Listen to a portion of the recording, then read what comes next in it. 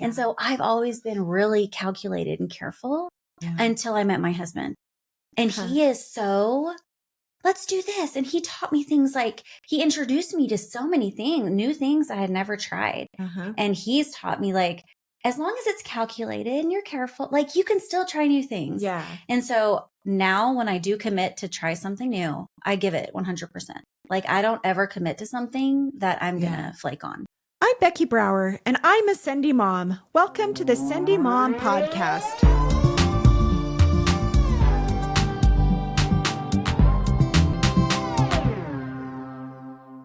Welcome to the Sendy Mom Podcast. We're so glad to have you here, and I'm super excited to have my very good friend, Elise Freeman, with us today.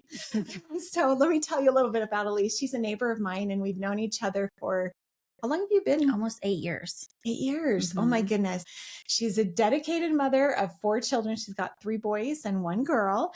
And her kids are 8 to 15 years old. So she's kind of in the thick of it right now, doing lots of running around, I'm sure. With lots of things. She also runs her family's eBay business, selling lots of shoes. Yeah. So lots of shoes. Their basement is filled with shoes. Whether it's building a home business from the ground up or ensuring her kids practice piano every day. Yes, amazing pianist in her family. Elise is a Sendy mom because she gives 100% to everything she does. And that is very true. She's deeply involved in her children's lives, encouraging them to also do their very best in every endeavor. In her spare time, Elise loves going to group fitness classes, gardening, cheering on her kids at their sport events, traveling, and creating and enjoying delicious meals. So that is kind of a rundown of Elise, but I'm going to let you kind of, dive into some of these things a little bit more. I know that you were a fitness instructor for a little while, but to get a real good feel of, what it means to be a Sendy mom and who you are as a Sendy mom, I kind of want you to kind of explain what you think a Sendy mom is, and then kind of how you got to that place, like your upbringing and things like that. And we'll just go from there. Okay. Yeah. So at first, when I heard Sendy mom, I didn't really know what it meant. And so I kind of researched it and I was like, oh, okay. Somebody who's really trying new things, giving it their all. And even if you have setbacks, you still go for it. And if you start, like when I was a child, my parents, I'm from the deep South. And so I was born in Louisiana. And when I was 6, we moved to Atlanta, Georgia, for my dad's work. And my parents had a rocky relationship. And so when I was 11, they divorced. And my mom was alone raising us. My dad wasn't really. And how many kids were there in the family? 5 kids. And where were you? Yeah, I was the 4th. Okay. So my little sister was really little. She was 5 when it happened. Okay. And so it was her and I with my mom. We had to move out of our house and change schools, all sorts of stuff. But what was the hardest part of that for you, do you think? Did you have a connection with your dad, or did you know that he was not your person? So honestly, it's really strange, but when I was younger, I don't have hardly any memories of before they got divorced when I was 11. Is that right? I have almost no memories of my childhood. It's really strange. And my husband, he's like, I wonder if it's because you have some trauma. Yeah. And so I think it really was traumatizing to me. We weren't very close. I can't remember anything with him, honestly. Wow. Yeah. But you did have some really tender experiences with him later in his life. Oh, definitely. Oh, things have been repaired. Yeah. It's changed. But my mom, she was raising us, just me and my sister by herself, and she was afraid of everything. My mom was, and she still is. She's so cautious about everything, about getting hurt with my kids. She's like, oh, be careful in the pool, be careful on a bike, be careful on a scooter, everything. Yeah. She's so careful because she got hurt so bad, like spiritually, physically, she got hurt. And so she sheltered me. And so I've always been really calculated and careful until I met my husband. And he is so, let's do this. And he taught me things like, he introduced me to so many things, new things I had never tried. And he's taught me, like, as long as it's calculated and you're careful, like, you can still try new things. Yeah. And so now when I do commit to try something new, I give it 100%. Like, I don't ever commit to something that I'm going to flake on. Oh yeah, then that's totally true. I know that about you. Yeah. So, Like if I say yes, see, I might say no. See, at least it's calculated. yes. Like if I say I can't handle that right now, I am okay with saying that. But I've tried Uh-huh. so many new things Yeah. since being an adult. When I Yeah. was a child, I was very sheltered. Uh-huh. So, okay, we're just going to go straight there. What are some things that you've tried that you didn't think that you would? Oh my gosh, so many things. So my husband, he can mountain bike. Uh-huh. I mean, like I didn't know how to shoot a potato gun. Like he grew up. Potato gun. I don't think I've ever done No. that. He grew up in Southern Virginia. And so he was like dirt biking and motorcycle riding on the side by side. Uh-huh. He's like riding a riding lawnmower. I don't even know what those things are, right? I was so Riding lawnmower. didn't That's even so know. exciting. He taught me how to do that. He taught me how to drive like a stick shift. Okay. And then So do you mountain bike now? I have. I mean, I don't. Yeah, it's not your favorite thing. It's so not, you'll it's get on not the really bike. my favorite thing Okay. because when I was a missionary, I got in 2 bicycle accidents. Oh, okay. And I've been a little bit afraid to get, like Yeah. downhill mountain biking again because I got hurt. Yeah. No, I But- get it. Yeah. And sometimes, and that's part of the caution, right? Yeah, experience. Yes, experience. Yeah. Yep. Well, and you have to pick. We don't have enough time to do all of the Sendy things that we could. Mhm. So you pick the ones that you really like. Or sometimes I find that I'm picking things that my husband likes to do because I want to do things with him. Yeah. And so like my husband loves to ski. He is, and I've skied my whole life, but I plateaued and I kind of stay at the same level. And that's part of the reason why I kept thinking about this Sendy Mom podcast, because I was like, I was starting to get a little bit afraid of going on some of the things that I used to be able to. And I was kind of mad about that. And I wanted to be able to do things with my husband that he really loved to do. And so I would stand at the top of the mountain. I'd be like, I'm a Sendy mom. I'm a Sendy mom. I'm a Sendy mom. And then I could go down, I could go do it. And so I, part of it was like, okay, I want to hear what other people do when they're scared of stuff. Like, how do you get over that, initial fear of doing something and just going for it. So yeah, I love the experience that you have had. So growing up in a family that didn't really encourage risk taking, because your mother was single mom, so a lot of times the man takes over that part of it, like you were talking about with your husband kind of being a little bit more sending than you are and helping you to feel like you can come out. But it is really difficult, I think, as a single mom to fulfill both roles. But your mother did a really good job at that. So what are some of the things that your mom did to help you to see somebody that was trying new things? Yeah, so it wasn't that she was just a single mom. We were so poor. Yeah. We had no money. I mean, I remember on an occasion, I was like 17 and she gave me $30 like in cash and a calculator. Cause it was like back in the day when you didn't have phones for a calculator. And she's like, okay, can you go buy the groceries for the week at Walmart? Yeah. So I drove to Walmart and I'm like, so careful. I'm not buying fruits and vegetables. I'm not experimenting. Like you can't waste your money on that. It was like bread, cheese, eggs, milk. Right. And it was like, I was just buying the staples. And so I didn't have, and that was just life. Like I never was able to do anything experimental. Like I was never in any clubs. I never did music. I didn't do dance. I didn't do anything. The only thing I got to do was free church basketball. That was the only thing I was exposed to. And it wasn't her fault. It wasn't. No. She lives in the neighborhood. You know her. Yes. She's just down the road. She's awesome. Adorable. Yeah. She is so good. Yeah. It's hard to explain her life, but they got married at 16. And I mean, they were not like faithful believers and they followed different paths in life at that time. And when she got divorced, she didn't have any education because she obviously barely graduated from high school when she did like almost like a GED type of a thing. And then she started having babies right after. Exactly. So she had no education. And so when I was going to college, she was going to college. Like she was like, I have to get out of this place I'm in. I have to do better. And so she really pushed education. And so we were literally, it was so funny. One day I walk into the first day of class and it was a walking class. I walk into the walking class and who's there? My mom. She had a took the same class. I know my That's mom at great. literally 45 years old was going to college and she was being Sendy and she was trying to improve her life. That was scary for her. Yeah. But she did. She transferred. She was at UGA and she graduated in food science. And then she went to BYU and got her master's degree in food science and Amazing. worked. Uh-huh. And she's retired now. But How did she support you like when you were growing up though? yeah. So she also, she wanted to work from home so she could be there with me and my little sister. And so I don't know if you've heard of medical transcription. Oh yeah. You would listen. So this was back in the day before we had AI, where Sure. nowadays you don't need a transcriptionist, but you would listen to the little teeny tapes the doctor would provide, and she'd listen. And she was a super fast. I mean, she probably could type like 120 words per minute. She's so fast. And she would sit in our living room and she would type.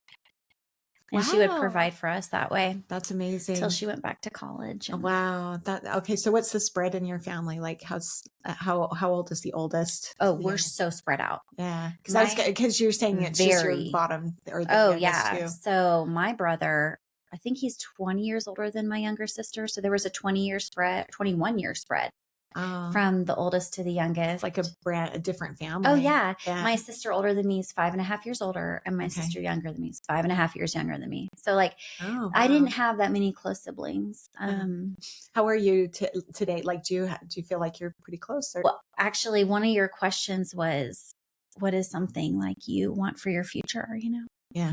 And I get emotional about it because I am not close to them.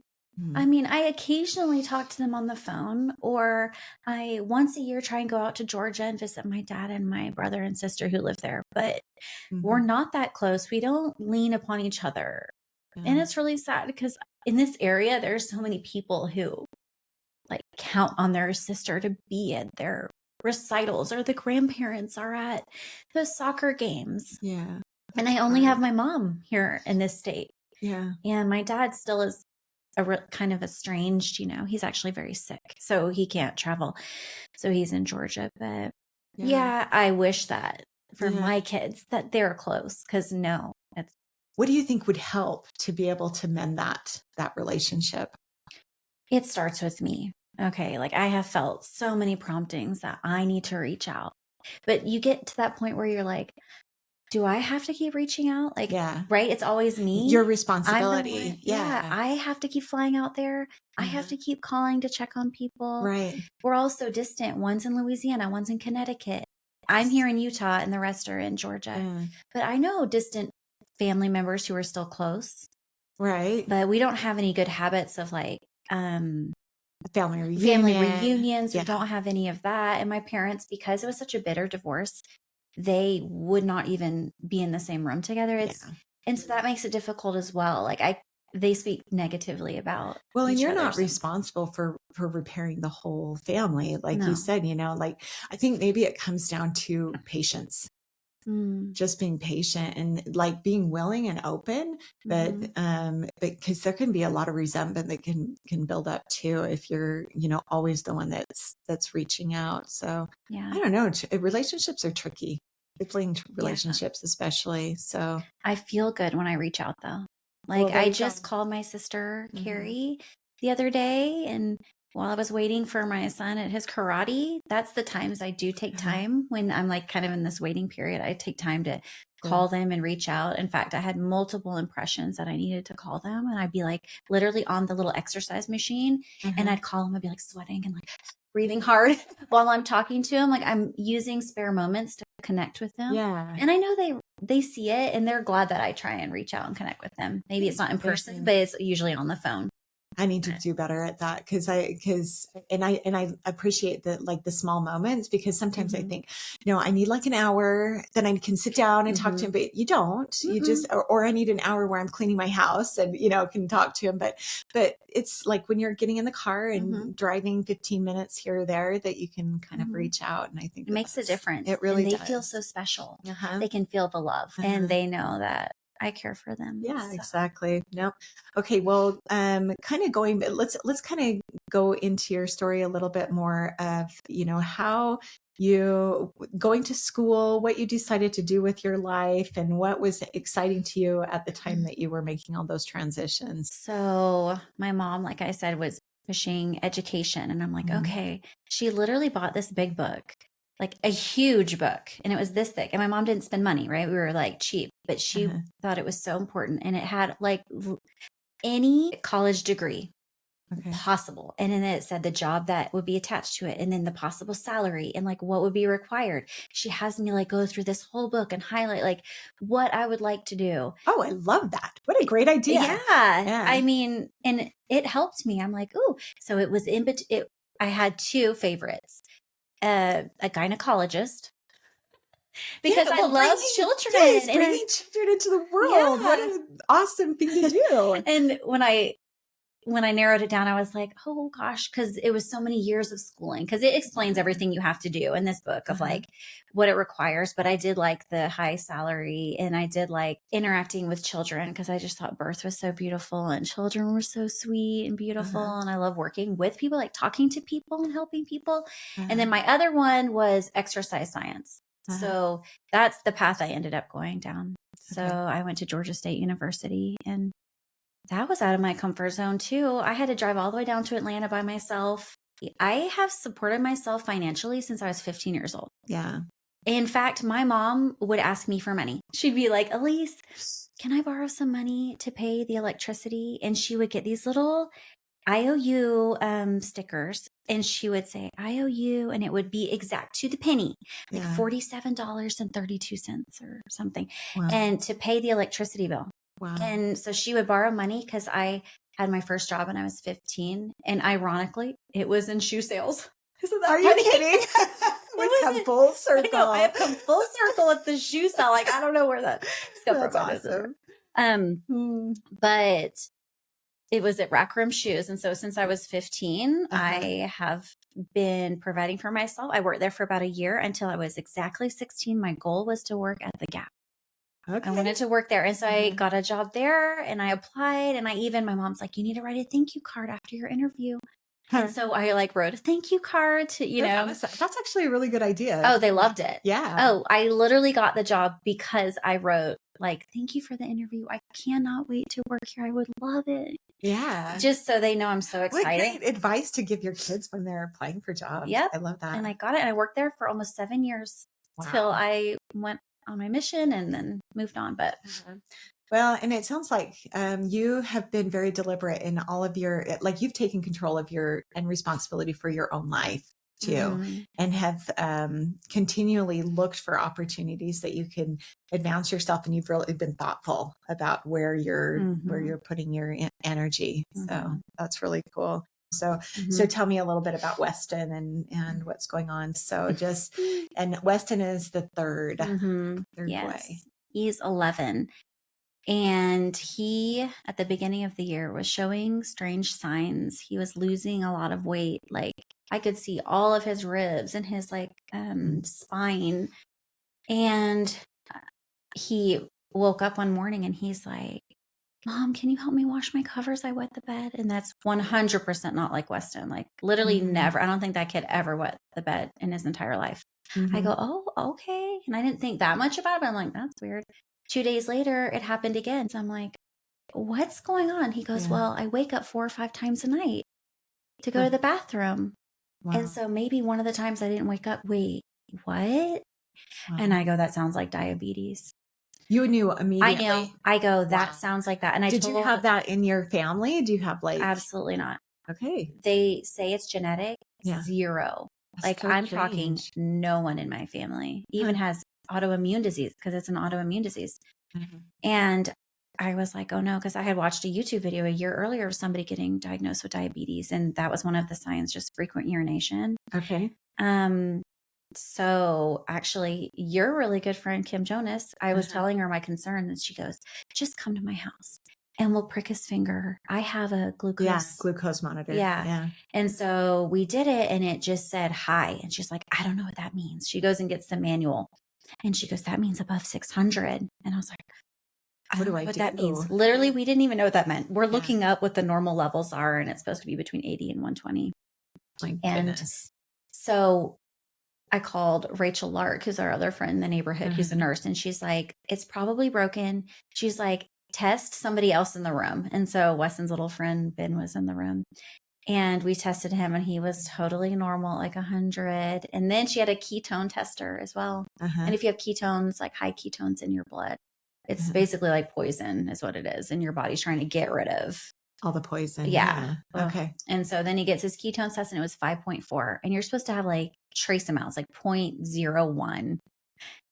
Wow. And so what did you do? Like, how did you handle that news? Like, what did you rush him to the hospital? Oh yeah, absolutely. We were in her house and I was like, and he had a basketball game like in an hour and my husband's the coach. And I'm like, your mind, it's like the things that don't matter anymore. It's like, oh, okay, no. I'm like, Kim, are you okay to keep Ben? I got to go to the hospital. And so I did. We just brought him immediately there and kind of just casually walked in there because he was kind of acting not sick. No, he was going to go play his basketball game. He was still kind of sluggish and low energy and skinny, but it wasn't like, he's convulsing or anything or passed out. But we bring him in and they tested him. They hooked him up and then got him going on insulin and brought us to the primary children's hospital. We were there for 2 days. Wow. And this has been all within the last couple of months. This just happened February 1st. Yeah. Crazy. And so I didn't know anything about it. And we've gotten a fire hose education of what it is. And do you feel like you've kind of gotten a fix on his levels though, and been able to manage that? Pretty good. So we really pushed to get a pump really quickly because we have to switch insurances. So he has a glucose monitor and he has it's called an Omnipod and it's attached to him at all times. And so he only had to give himself injections for about 6 weeks and then he had the pod. And so it just gives it to him when he needs it. Yeah. Well, he has to put it in his phone still. Oh, okay. Every time he eats, like the poor little thing. Yeah. Well, we're getting it managed, but it's still so hard. Like just 2 nights ago, you'll go high and you don't know why. And when you're above 250 or him, he's so little, you feel terrible. Like you break down. Like I was trying to get him to do his piano and he was just like, he had just gotten back from the camp out and he just started crying. And I was like, and his level, it was like 275 and it was going up to 300 and you still give yourself more insulin to try and combat it and bring it down. But no, wasn't working. And he's like in his room and he's crying. And I'm like, hey, you need to take a nap and rest. Actually, when you take a nap, your body, it I don't know what it does. I think it's the algorithm also with the pod. It helps. It gives you more insulin. It helps you go down, stabilize. But he's crying and I'm having to comfort him in his bed, just like 2 days ago. It was so hard because he's so little. He shouldn't have to worry about every little thing he puts in his mouth. Yeah. And then when you're low, you feel terrible and you're tired. And then when you're high, you feel, it's almost like I'd rather him be low because it's a quick fix. It's like you can just give yourself a little juice and you're higher. At his soccer game on Saturday, I did, or was that Friday? And he was at 65. You're supposed to be at least 80 right before a soccer game. And I'm like, oh, have some juice really quick. And it's a quick fix. But when you're high, it takes you have to lie down and you have to let your body just absorb everything, go through it all. Yeah. That's so hard. And it's really hard. I mean, it sounds like as a mother, you might feel kind of helpless, like that you can't fix this. So, and that's interesting because your personality coming from this very responsible, I can take care of this, I can fix this. You've been working since you were 15-year old, taking care of everybody around you pretty much. And now something hits you that you cannot fix, that you can't take responsibility for. It's just how it is. And that's really hard. That's got to be really hard. I think God knew what you needed though. I know I've had a few people say, if any mother could handle it, it's you. Yep. It's true. And I have. And of course, as soon as I found out, I deep dove into it, right? I watched all the videos. Yeah. I read all sorts of stuff. I looked up all the different pods. Before I even went to the insulin pump meeting they have you do, I knew everything. Right. It's I just researched everything. And so I did get him the one he wanted as quick as I could. And I'm actually able to adjust his ratios, his carb to insulin ratios. And I'm doing as much as I can. But sometimes, like you said, it's out of your hands and you just can't do anything. But he sent me the sweetest text that very night when he was having a hard time and I was comforting him. Mm. I know I should get it out and tell you what it said, but it says something like, Mom, you were the best. And he's like, thank you for supporting me during my hard time, even when it was your hard time too. Because actually I had a headache that entire day, like behind my eyes. And he's like, you like love me so much. And I know you do. Aww. So in some ways it's gotten us to become closer. Yeah. I have felt so connected to him. Yeah, exactly. Well, and you're connected to all of your children in different ways, totally. right? You know, and, but you know, when one of them needs you, you're there. And absolutely right. You're the best woman for this child. You know, just like every woman has, you know, every mother has these children that are the perfect match to them if they allow them to be, to help them to grow, and they can help their children to grow. We're about halfway through the podcast. I want to remind you that this podcast is also on our YouTube channel at Sendy Mom. You can find our website at sendymom.com and on Instagram at sendy.mom. Please subscribe, review, and share this episode with people you think might need this message. The Sendy Spotlight this next week is going to be on Madam C.J. Walker. Because Elise is an entrepreneur, I wanted to highlight the first self-made female millionaire in American history. I think it is interesting to note that Madam Walker was not only female, but she was a single mother, and she was Black during the early 20th century. This really proves that all of us can make something better from our lives than what we have been given. There is always hope for a better future, but you have to work for it. You will love this episode. Be sure to be back next Monday, June 2nd for that. I am so excited for you to hear my conversation with my next guest. I got to talk to Stephanie Wilson. She is a coach in so many ways. She has been coaching people to improve their bodies for many years and will share some wisdom about training your body. But she is also an excellent life coach. She coaches young women and not so young women about being brave. You will love my conversation with her. Stephanie's episode will come out on Monday, June 9th. I love getting our Sendy Mom community together. I am really looking forward to our next tea party. Our first Sendy Mom tea party was great. I would love to see even more people at the next one. Come join us on Friday, May 30th at 9:30 a.m. Hopefully it will work out for you to be a part of this fun gathering. Please RSVP to this event by signing up on the form at sendymom.com. Just click on the events tab and include your name. If you need my address, be sure to include an email or phone number so I can contact you. If you are interested in being featured on an episode of Sendy Mom or know somebody who would, please let me know by reaching out on email, direct message, or through my website. Everyone has a story of triumph. We are all heroes in part of our story. I want to bring out your hero. I want you to see that you truly can be Sendy. Enjoy the rest of my conversation with Elise. She is truly one Sendy mom. We can kind of go back to their piano, because I remember when we first started talking about music, you told me, Jeff and I are not musical at all. Absolutely. But we feel like it's important to have this in our home. And I was really impressed by that, because a lot of people are just fearful of, like, it's one extra thing. And you were already so into soccer and you're like, yep, our children will play soccer. This is just what we do. And I guess you've kind of branched out, do basketball, whatever now too. But it was a new thing. And so we went shopping together and we got a piano together, which was really cool. We still have it. We love it. Yay. Yeah. Oh, okay.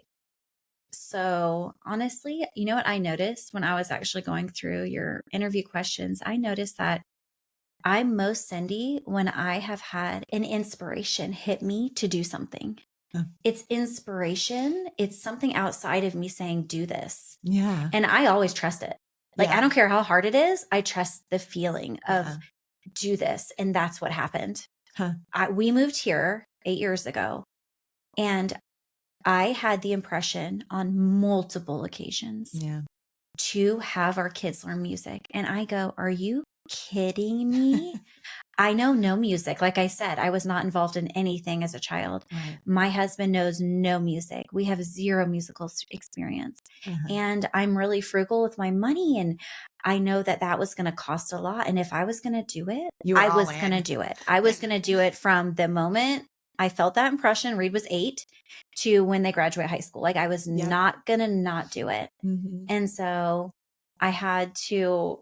And then you start your kids and they're like prodigies. I mean, they're like amazing. I mean, part of it, I do credit you because you are very involved. Whatever they do, you know, but it's not in like a pushy sort of a way. Like they want it, you know, and they love it. And the better they get at it, the more they want to do it.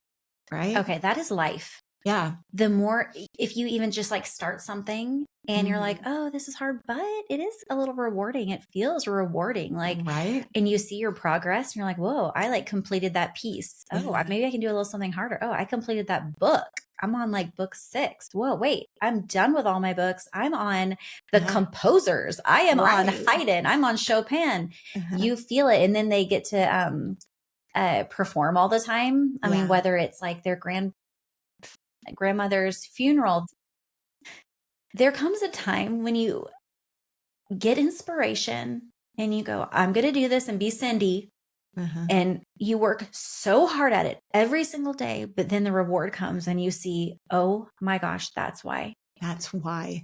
Yeah. I mean, our oldest, the truth. Seeing them, their grandparents have been very musical and they play at their houses all the time. And they all asked at our funerals, like, please have your boys play. And so at Grandma Showalter's funeral last year, they both played pieces for her. And then their grandpa is going to pass away within a couple weeks. And once again, we were just there and they have a piano and they play for him. And he loves it so much. And he's like, they have to play at my funeral. You know, it's sad to talk about your own funeral, but they want them to play. And just seeing them fulfill the desires of their ancestors. I'm like, are you kidding me? What a blessing. What a blessing. Yeah. But it was hard. It's hard at the very beginning. And still probably to get them to practice. I already had 2 practicing piano this morning. So I already did an hour. I have to help my little girl because she's so once Weston, he can practice on his own. And so he has these big pieces that he has to memorize and he has a performance in 2 weeks. So he does it on his own. But Lydia, I'm literally on the bench with her. And I was on the bench every day. And I'm talking 2 hours a day because you have 4 kids. I was on the bench for years, you know, tears. I mean, sometimes my tears, sometimes their tears. Yeah. It was not easy. Yeah. But they've come so far. Our oldest plays the organ. Yep. Beautifully. He played yesterday in church. These kids are so talented. And I mean, you have to understand this doesn't happen to everybody. So I think they have some innate ability, but the fact that you listen to that prompting to understand that this is something that's going to be good for my children and to do something about it and then to keep at it. Like that's what's hard because a lot of people will be like, okay, well, yes, you want to play the piano. Fine. This is your thing. You do it on your own. And if you love it, then you're going to do it. But a lot of times they need a little bit more of a push, you know, or for anything you're going to do, you need to push them a little bit more. And oh my goodness, I awesome work. And it inspires me, Elise, because I'm not always that great with my kids about pushing them to do those kinds of hard things as consistently as you are. You're very patient and yeah, you're sweet. But well, it didn't work out for all of them. So one of our children just, it wasn't a good fit. Yeah. And does it mean that inspiration was wrong? Or does it mean that inspiration was for a few of them? Did it have to be all 4? I also think we can't push our kids into these boxes of, like you said, everyone has to do soccer. Everyone has to do piano. It's not his thing. Yeah. It's not. And I've tried for 4 years to make it his thing. And it's okay with me to go, it's not working. He's hating it. It's almost like it was pushing us apart. And I go, this is becoming a negative experience. Let's find something you love. I literally put him in, he wanted to do karate. I go, okay. And I did. I had to kind of pull him out of piano and put him in karate. And he's thriving. I bring him 4 days a week. He loves it. Yeah. And he's like getting so much strength and self-control. Okay. And Oh, growth. yeah. So much self-control. Yeah, with karate. It's really good. Yeah. So you have to have the inspiration for your individual children because they all have something different. Yeah, that's true. Yeah. And I actually remember you telling me like several years ago, like my children, they will all do soccer and they will all do piano. Yeah. So I remember that. Wait, and I was like, good luck with that, Elise.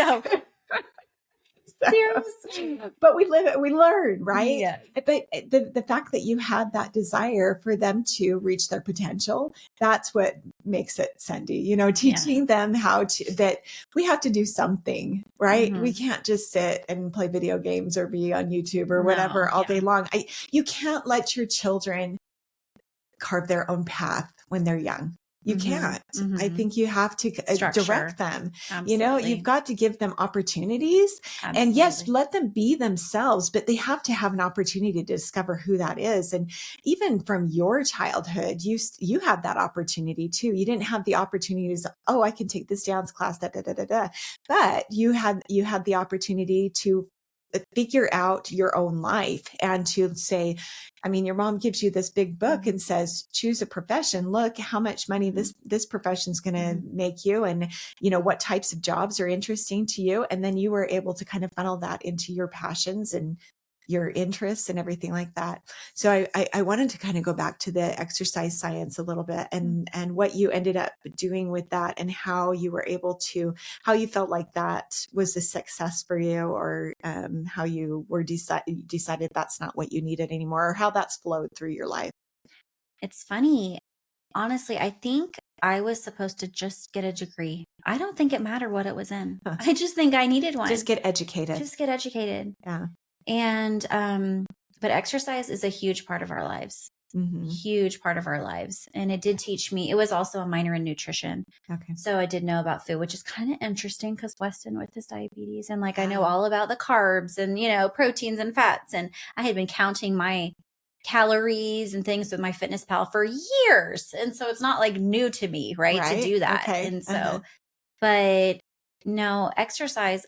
Well, first of all, we do what we do with our business that has literally nothing to do with my education. Can I just start with that? Yeah. Right. Yeah. That's where I'm at too. You're like, what am I doing? This has nothing to do with what I studied. And that's important because I think a lot of young adults, they get to this point where they're like, I'm going to college and they're poring over these books and so not sure, should I do this? Should I do that? This is going to be the rest of my life. And no, I was I did nothing with my major at all. Other than my getting educated, getting educated. It's just important I think it's important to just get a degree, whatever it happens to be, Well, I have a 9th grader right now. And we just went through the whole, I just met with 3 different counselors because we just signed up for 10th grade. And how is a 15-year-old supposed to know what they're supposed to be taking? Right. But it's interesting. What we do now has nothing to do with that. And we've told our kids, you don't even have to have a degree to do what we're doing. But that taught us the discipline. That taught us the pushing through into making it those 4 years. It wasn't easy. I mean, my husband, his major was education leadership. So he was a teacher for 9 years. Right. Yeah. And then he went back to BYU and got a master's in education leadership to be a principal. Yeah. Okay. Yeah. Let's go there. He doesn't not do that. I know. And then, okay. So tell me about how did he get into the shoe business? Yeah. Where did this go from? That's a crazy story if you want to know that story. So we lived just 10 minutes away from here. And I was a stay-at-home mom at the time. And he was a teacher. So you know how financially that was going. Okay. Right. He literally was making $35,000 a year, something like that. And I wasn't making any. Okay. Right. And so he goes, I really need to go get my master's degree in education leadership so I can go be a principal. And you usually make twice as much, right? Like he started like 70,000 or something like that. Uh-huh. And we're like, that's it. That's the goal. And it's interesting. You like, Fix on it. you fix on that, but then other doors open when you just go for something. Yes. Seriously. Yes, that is so true. I find that all the time. Yeah. And sometimes you're inspired to do this, even though maybe that wasn't even really the path. It's like it just opened up other. I know. It's so fun to watch, isn't it? I know. It's a mystery. I know. But if you're willing and if you just like, okay, this is where I'm going, you don't always have to see the end. You just have to go this path and then go down here. Okay. Yeah. Keep going. Well, yeah. So while he's getting his master's degree, it's a full-time program, 13 months full time, meaning he cannot work. We have no money.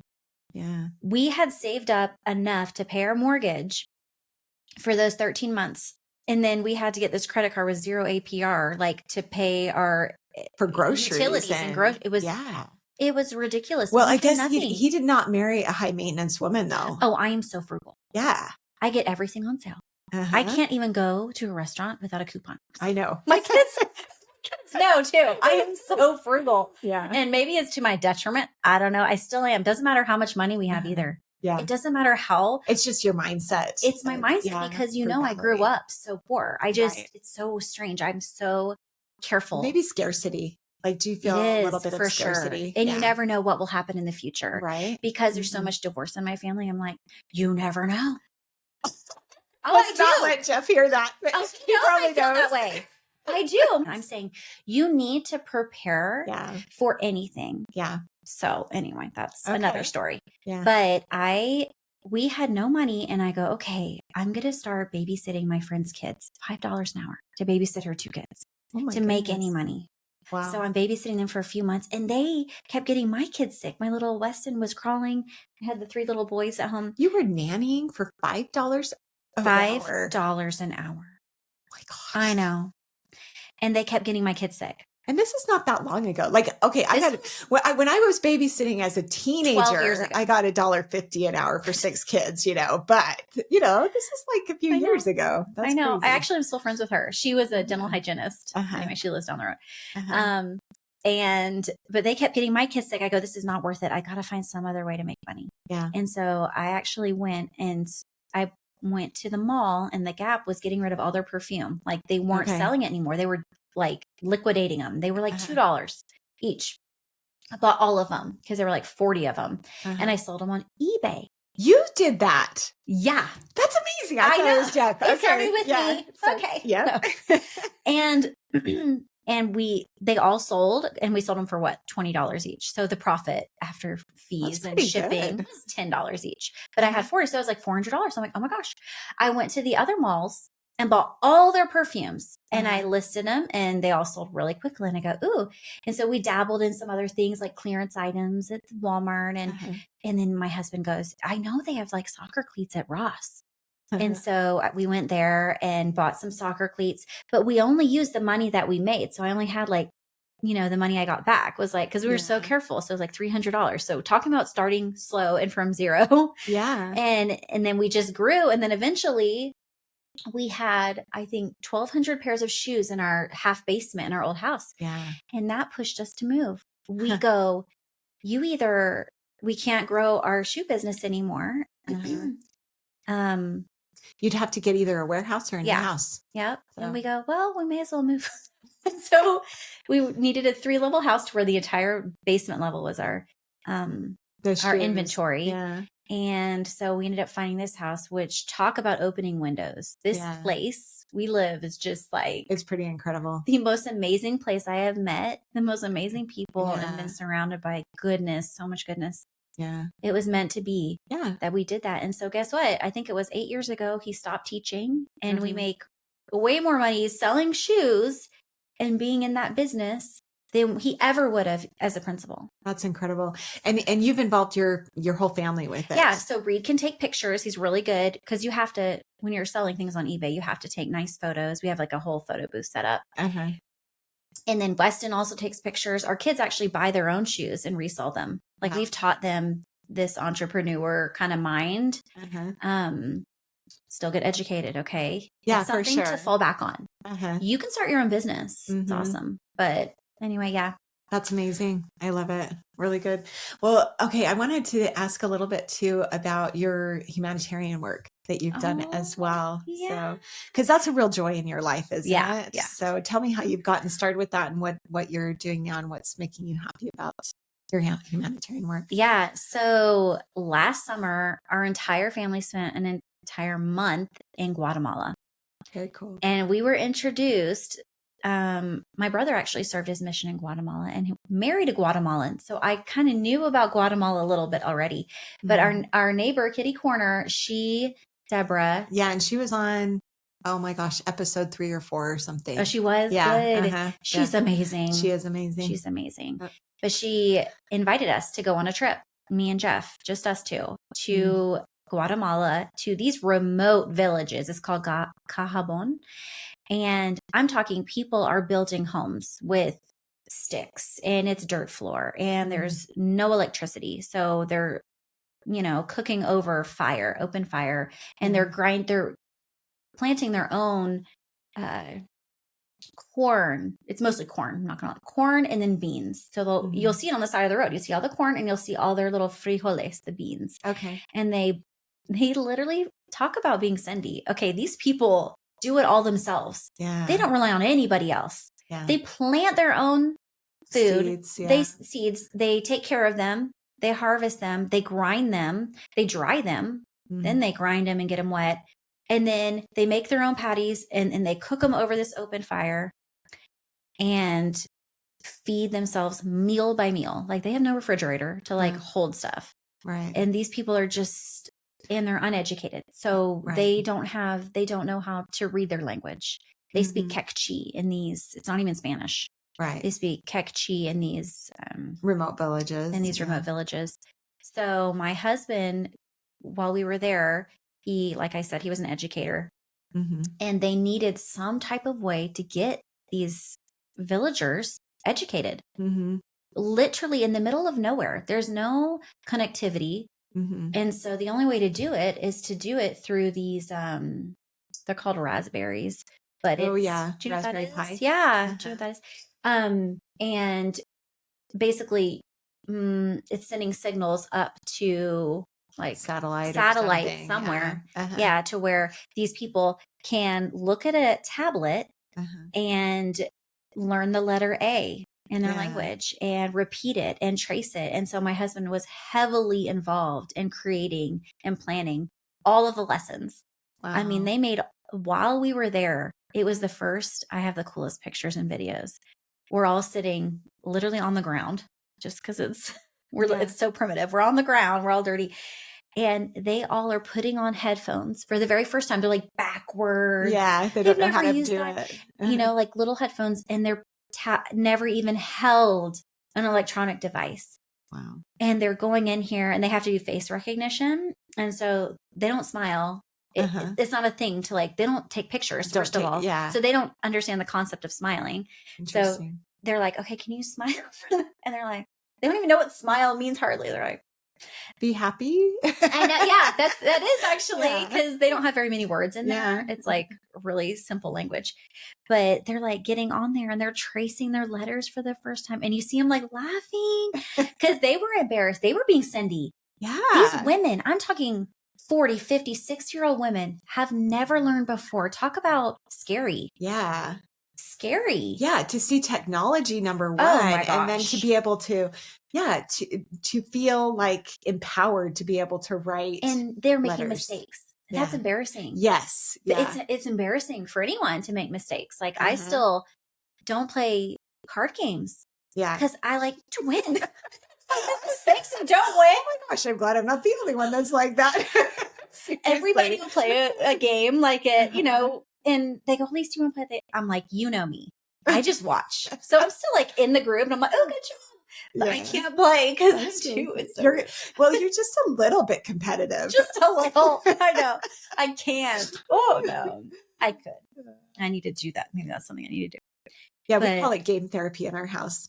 Because I'm a little bit the same and why it really is. And so we decided we're going to start playing games in our house a lot more and just make them do it because it's like exposure therapy really is like the more you do it, the better you get at being a good loser, and the more you start winning and you start feeling good about yourself because you're doing it. And so, yeah, we call it game therapy in our house. Ooh, I love that. I need to get in on the games. I do. Yeah, I do.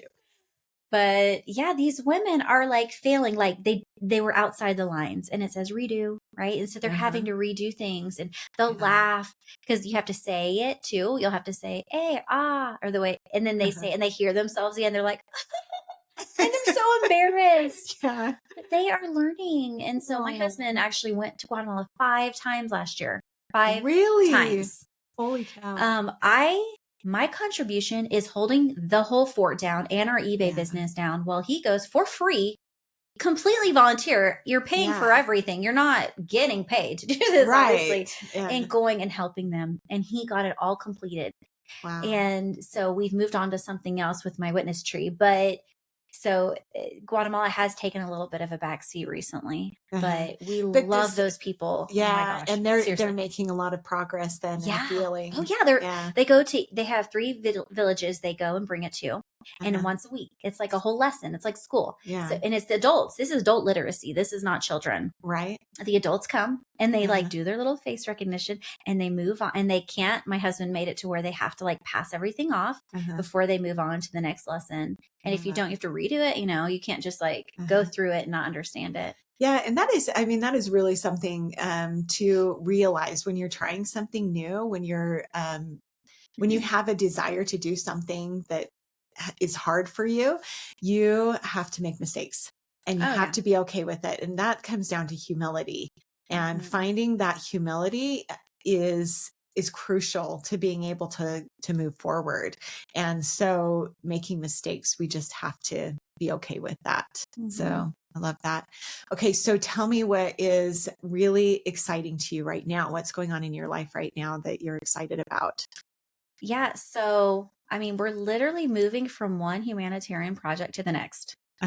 So about 6 years ago, once again, one of those promptings that came to me, and it was actually at church, a prompting came to me and said, you need to make sure your children's foundation of faith is visible.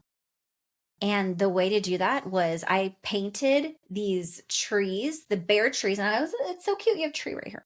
But these bare trees with no leaves, and they each have their name on it, and it's on the wall. They're huge at our house. If you ever come, they're really big.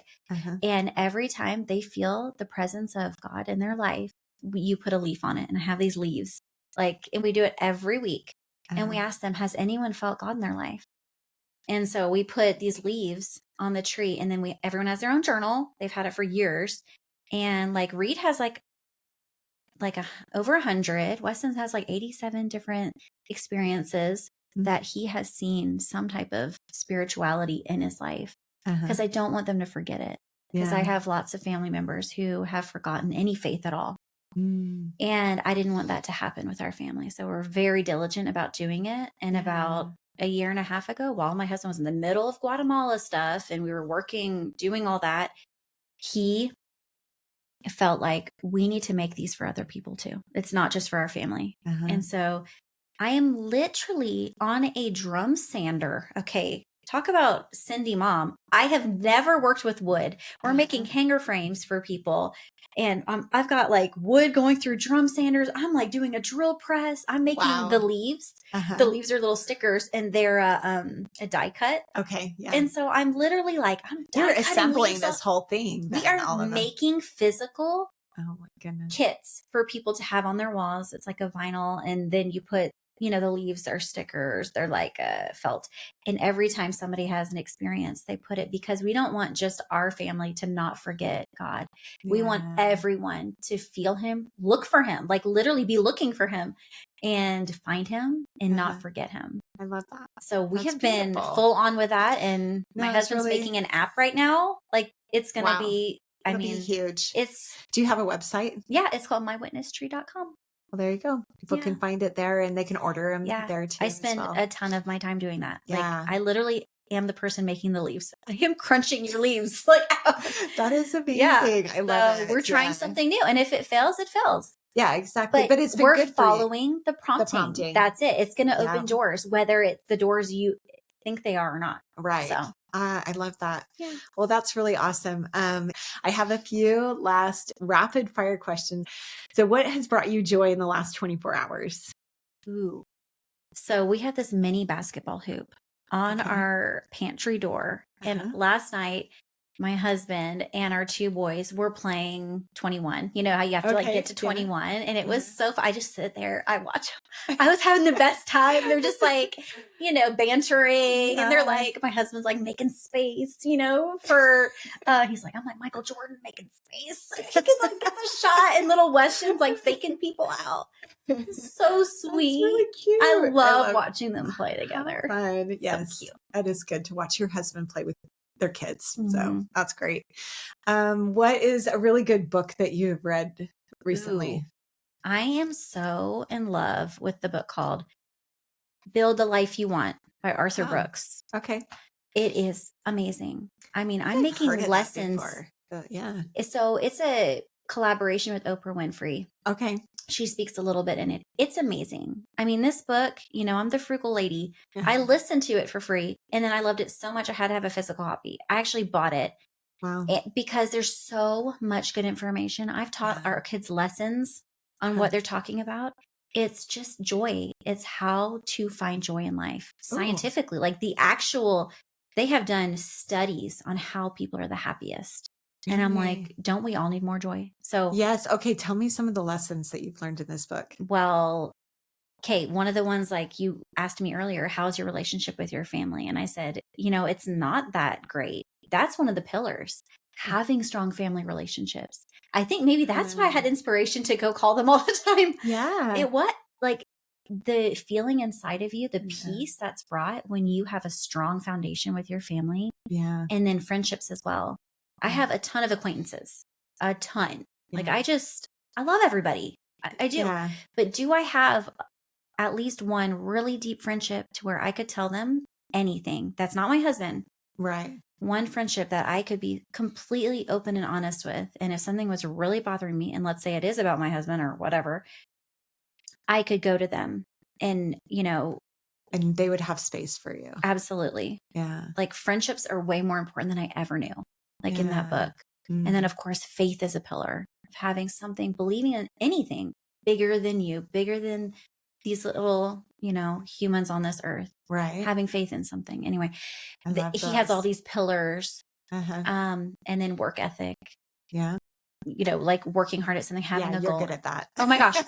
One of your questions was, I think, like, what are you most self-confident about? Self-confident about. Yeah. That is it.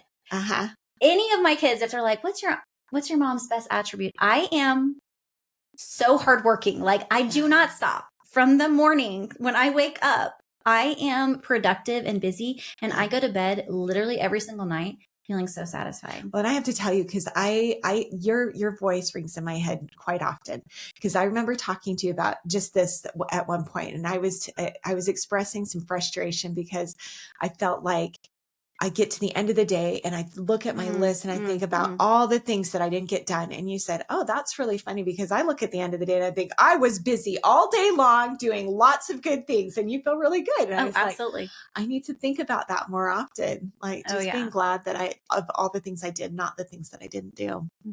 I love that. Really good. Is there a documentary or TV show that you really like that you've watched? We seriously don't watch TV. Okay. I had a TV in my bedroom. Okay, the best decision I ever made, it was a couple years ago, to get rid of my TV in my bedroom. We wasted so much precious time at night, and you'd go to bed too late. Yeah. So now when everybody winds down and people are finally out of my room at like 9:30, you know, and I'm just resting, I'm catching up on like emails or like, what text did I miss or whatever. And Jeff and I have great conversations at night, like planning basically what's happening tomorrow or in the future. And we go to bed. Yeah. But my favorite show is Survivor. Oh, okay. Well, that makes sense. That's why I had to get my TV out of my bedroom, because it's so addicting. I would be like, you'd watch one episode and they're maybe 45 minutes, but then you don't know. And then they give you a teaser for the next episode of like who's going to like go home or like what challenge they're going to have. And I'm like, okay, one more. And sometimes we would watch 3 episodes in one night. Love Survivor. If I am going to watch a show, that is the one. It's going to be Survivor. That's awesome. Well, another question I usually have is, what charity you support, but I guess we kind of went through that with Yeah, My it's Witness. called Enlevo. So the people who are still there and still helping them with education, they have so many pillars. It's not just education. They're helping these people build these bowls. They get hardwood for them and they chisel them and they're like handmade. You know, the bowls we have like in our kitchens and you put fruit in them like that. Oops, excuse me. And so they help and they pay them so that they can have more money. So anyway, so it's called Enlevo. Enlevo. It's ENNLEVO. Enlevo. Enlevo. Yeah. Okay. Yeah. .com. Can you? Yeah. They have a website. Okay. Yeah, they're awesome. You can even go on a humanitarian trip there. They amazing. just got back from one. A whole bunch of people went. That's amazing. They're awesome. Really good. What about a favorite vacation spot? Ooh. So we went to Europe last year for the first time in my whole life. And we saw Austria and Italy and Germany. And I am like, the cows with the bells on their necks. Amazing, right? Austria has got to be. So beautiful. I loved it the most, I think. Yeah. More Are than you going even back? We're going again with our family. Yeah. That's amazing. Yeah. But it's a frugal way of going. Okay, remember, because I have free tickets because my brother-in-law flies for United and gave us free buddy passes. Oh, how and fun. Then it's family who lives there. So we stay there for free. Okay. So we're being frugal. Of course. But there are ways to do it. And that's the thing is like, I think a lot of people think like, oh yeah, but you have to have a lot of money to be able to travel. No, there are ways to do it. You just have to figure it out. And there's lots of helps with that. You just have to research it, could put the get work in. Points on your credit card and get like flyer miles. Exactly. And if you ever know anybody out of the country doing anything anywhere, say, can I visit? Exactly. That's what we do. Or you can do like a house swap. That's what we did last year. We did a house swap because we used to live in Switzerland. And so we have friends there. And Heidi Ashbacher was on my podcast a couple episodes ago. And we swapped houses with her. Which was really fun. So she would stay over here and we stayed in her house. Okay. That's a new one for me. Yeah. Okay. So I'll have to look into that. I know. We'll do that. That's cool. Yeah. Anyway, what's one thing that you try to do every day?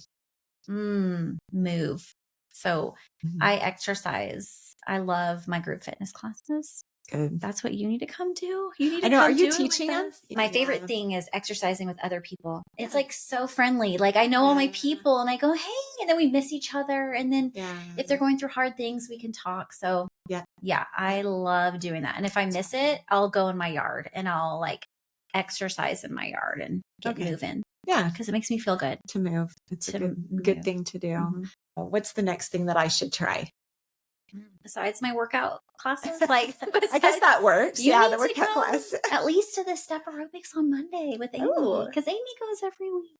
Does she? Okay. Your friend Amy was on the podcast. She was, and I should, she has invited me to go with her. It's been a while. I just barely finished up Michelle's group. You need to have her on here. Thing. I was going to tell you that. I've asked her. She is a little shy. She is. Yeah. And so, well, I'll keep working on her. You work on her Sendy just to come on the podcast. Exactly. I'm a pretty private person and you convinced me and I couldn't say no. I'm like, okay.